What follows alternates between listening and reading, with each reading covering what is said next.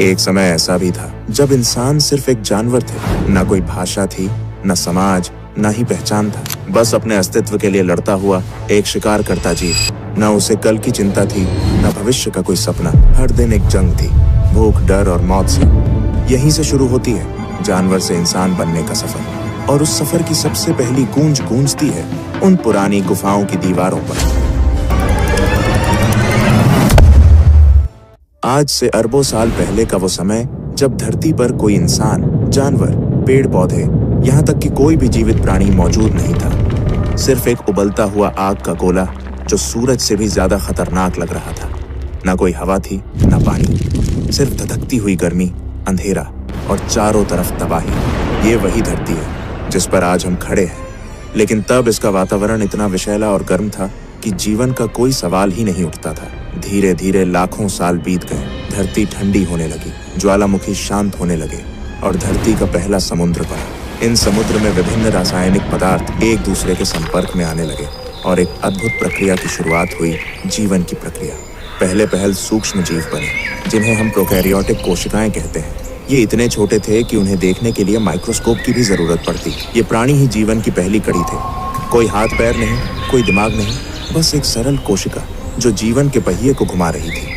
धीरे धीरे प्रोकैरियोटिक जीवों ने खुद को विकसित किया और यूकैरियोटिक जीव अस्तित्व में आए। अब जीवन सिर्फ एक कोशिका तक सीमित नहीं था, बल्कि कई कोशिकाएं मिलकर एक शरीर का निर्माण करने लगी थी। फिर समय के साथ धरती का वातावरण बदलता गया। पृथ्वी में ऑक्सीजन की मात्रा बढ़ने लगी और समुद्र जीवों से भरने लगे। फिर आया एक ऐसा समय जिसने जीवन की दिशा ही बदल दी। इस दौरान हजारों नई प्रजातियां एक साथ विकसित हुईं। जटिल जीव जैसे मछलियां, कीड़े, जेलीफिश और कई अनोखे समुद्री जीवों का आगमन हुआ। रीढ़ वाले जीव पहली बार दिखने लगे। जीवन तेजी से विकसित होने लगा और फिर कुछ जीव पानी से बाहर निकलकर धरती पर भी अपने पैर जमाने लगे। कुछ मछलियां विकसित होकर उभयचर यानी एम्फिबियंस बन गई, जिन्हें पहले पानी और फिर धीरे धीरे जमीन पर रहने की ताकत मिली। फिर आए सरीसृप यानी रेप्टाइल्स। ये वो जीव थे जिन्होंने धरती पर राज करने की शुरुआत की। इन सभी के बीच धीरे धीरे विकसित हुआ एक ऐसा समूह जिसने आगे चलकर पृथ्वी के सबसे बड़े साम्राज्य को जन्म दिया, डायनासोर। धरती का सबसे दिलचस्प दौर जब डायनासोर पूरी पृथ्वी में राज करते थे, जो लगभग 23 करोड़ साल पहले शुरू हुआ था। डायनासोरों की दुनिया सिर्फ एक जैसे विशाल जीवों की नहीं थी, बल्कि ये एक पूरी जैव विविधता से भरी दुनिया थी, जिसमें हर प्रकार का डायनासोर अपनी एक अलग पहचान और भूमिका निभाता था। कुछ डायनासोर शुद्ध रूप से शाकाहारी थे, जैसे ब्रैकियोसोरस, जो अपनी लंबी गर्दन से आसमान छूते पेड़ों की ऊंचाई तक पहुंच जाते और वहां के पत्तों को आराम से चबाते थे। इनके विशाल शरीर और शांत स्वभाव के बावजूद इनके चारों ओर हमेशा सतर्कता बनी रहती थी, क्योंकि शिकारी हर कोने में छिपे होते थे। वहीं ट्राइसेराटॉप्स जैसे डायनासोर अपने बड़े और मजबूत सींगों के साथ नजर आते थे, शांत स्वभाव वाले, मगर जरूरत पड़ने पर अपने दुश्मनों से टकरा जाने वाले योद्धा। दूसरी ओर मांसाहारी डायनासोरों की दुनिया कहीं ज्यादा खौफनाक थी। टायरेनोसोरस रेक्स को कौन नहीं जानता, विशालकाय जबड़े, नुकीले दांत और राक्षसी ताकत, जिसने इसे अपने समय का सबसे खतरनाक शिकारी बना दिया था। पर इससे कम खतरनाक नहीं थे वेलोसिरैप्टर्स, जो आकार में भले ही छोटे थे, मगर चालाकी, तेजी और टीम वर्क से अपने शिकार को चौंका देते थे। लेकिन डायनासोरों की कहानी सिर्फ धरती तक सीमित नहीं थी।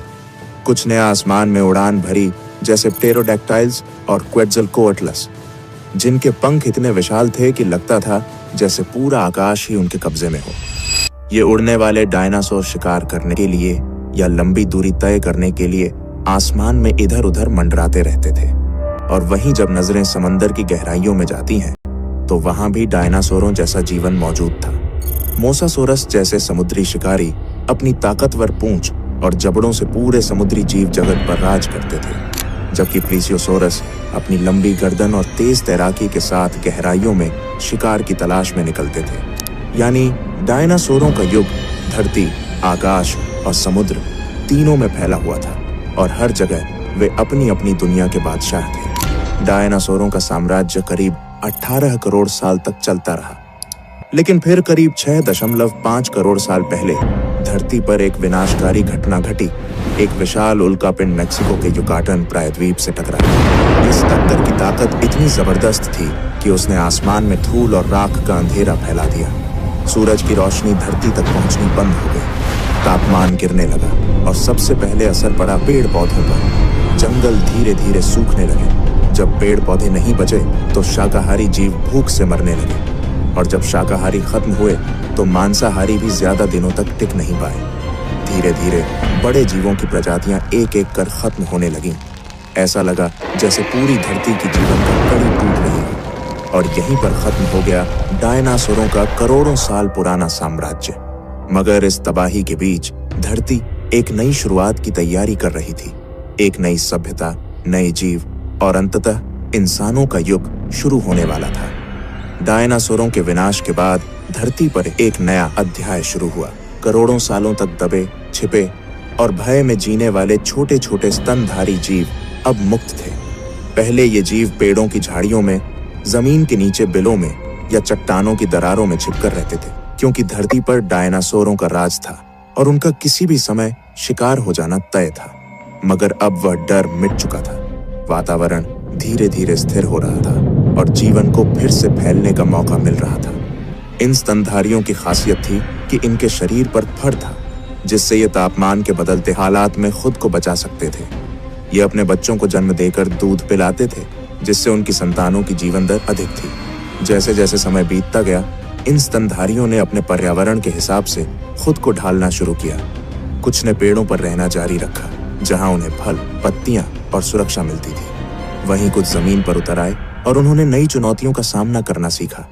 खुला आकाश, खुले शिकारी और बदलता मौसम। डायनासोरों के बाद धरती स्तनधारी जीवों से भर गई थी, लेकिन उनमें से कुछ खास प्रजातियां धीरे धीरे एक नए मुकाम की ओर बढ़ रही थी। ये थे प्राइमेट्स, यानी वो जीव जो आज के इंसानों के सबसे नजदीकी पूर्वज माने जाते हैं। यही जीव आगे चलकर इंसानों के पूर्वज बनने वाले थे। इन प्राइमेट्स का विकास काफी रोचक था। उन्होंने पेड़ों पर चढ़ना, शाखाओं पर छलांग लगाना और तेजी से भागना सीखा। धीरे धीरे उनके अंगों में बदलाव आने लगा। उनकी उंगलियां लचीली होने लगीं ताकि वे शाखाओं को मजबूती से पकड़ सकें। उनके हाथ अब सिर्फ पकड़ने के लिए नहीं, बल्कि चीजों को घुमा फिराकर समझने और उपयोग करने के लिए बनने लगे। सबसे महत्वपूर्ण बदलावों में से एक था आंखों की स्थिति। अब उनकी आंखें सिर के सामने की ओर आ गईं, जिससे उन्हें गहराई और दूरी का बेहतर अनुमान होने लगा। यह बदलाव उन्हें पेड़ों पर छलांग लगाने और शिकारियों से बचने में बेहद मददगार साबित हुआ। समय के साथ प्राइमेट्स का दिमाग भी विकसित होने लगा। वे अब छोटे समूहों में रहने लगे, मिलजुल कर भोजन ढूंढते और एक दूसरे को खतरे से सावधान करते। सामाजिक जीवन की शुरुआत यहीं से हुई। समूहों में रहना और एक दूसरे से संकेतों के जरिए संवाद करना। सामाजिक जीवन की शुरुआत यहीं से हुई। समूहों में रहना और एक दूसरे से संकेतों के जरिए संवाद करना उनके दिमागी विकास का एक बड़ा कारण बना। धीरे धीरे शरीर में और भी बदलाव आने लगे। कुछ प्राइमेट्स ने जमीन पर ज्यादा समय बिताना शुरू किया। शाखाओं पर लटकने वाले हाथ अब जमीन पर चलने में भी इस्तेमाल होने लगे। रीढ़ की हड्डी में हल्का झुकाव आया और शरीर की बनावट ऐसी होने लगी कि वे कुछ समय के लिए दो पैरों पर खड़े हो सके। यही वो समय था जहां इंसान बनने की दिशा में पहला कदम रखा गया। दो पैरों पर खड़े होना सिर्फ एक शारीरिक बदलाव नहीं था, ये संकेत था एक नई सोच, एक नए दृष्टिकोण और धरती पर आने वाले सबसे जटिल जीव मनुष्य की शुरुआत का। आज से लगभग 20 लाख साल पहले इंसानी विकास की यात्रा ने एक नया मोड़ लिया। होमो इरेक्टस का उदय हुआ, जिसका अर्थ है सीधा खड़ा होने वाला मानव। यह हमारे पूर्वजों की इवोल्यूशनरी कड़ी में एक बेहद अहम पड़ाव था। होमो इरेक्टस न सिर्फ दिखने में पहले के प्राइमेट्स से अलग था, बल्कि इसकी क्षमताएं भी कहीं अधिक विकसित थीं। इनका मस्तिष्क पहले की तुलना में बड़ा और अधिक जटिल हो चुका था, जिससे सोचने, समझने और समस्याओं को हल करने की क्षमता बढ़ी। इनकी सबसे खास बात थी इनका शरीर। ये पूरी तरह दो पैरों पर सीधा चल सकते थे, जिससे इन्हें लंबी दूरी तय करने में आसानी होती थी। होमो इरेक्टस ने न सिर्फ चलना सीखा, बल्कि अपने हाथों का इस्तेमाल औजार बनाने के लिए करना शुरू कर दिया। पत्थर को तराश कर हथियार बनाना, लकड़ियों से साधारण उपकरण तैयार करना, ये सब उनके जीवन का हिस्सा बन गया था। लेकिन जो चीज उनके जीवन में सबसे बड़ा बदलाव लेकर आई वो थी आग का प्रयोग। आग को नियंत्रित करना और उसका इस्तेमाल करना मानव इतिहास की सबसे क्रांतिकारी खोजों में से एक था।